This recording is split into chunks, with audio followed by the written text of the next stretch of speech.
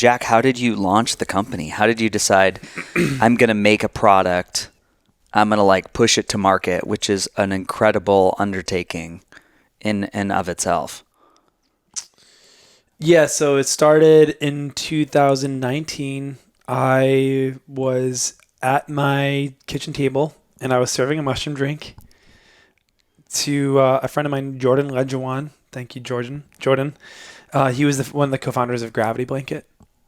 And I remember handing him the drink. It was like a tocotrienol cacao lion's mane collagen drink. And he was like, holy crap, this is so good. It belongs in every grocery store.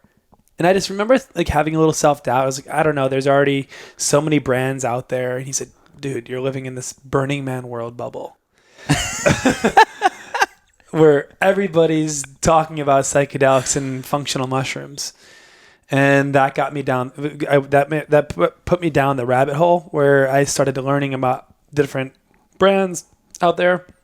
And I like the manufacturing process and the process of distribution. And so during COVID, when we were in lockdown, I think so many people were freaking out and they were just partying, and some people were just not doing anything, watching Netflix. I was just focused on building the brand.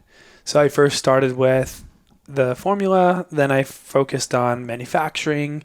And there's this thing called a 3PL, third-party logistics, who ships the product for you. And I just knew in my heart that this would do well. And so instead of shipping it myself, I wanted to have like a really strong foundation. And I just spent the next 8 months just developing the whole business. And basically first started in Woodstock. So I was in Brooklyn at the time. And so I drove up to Woodstock, stayed there for a few months.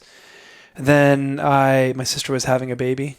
And so I flew to Sedona to quarantine for 2 weeks because that's the thing you did. Yes. You know, because you didn't want to touch or talk to anybody for 2 weeks until you knew that it was completely out of your system, even before there were tests.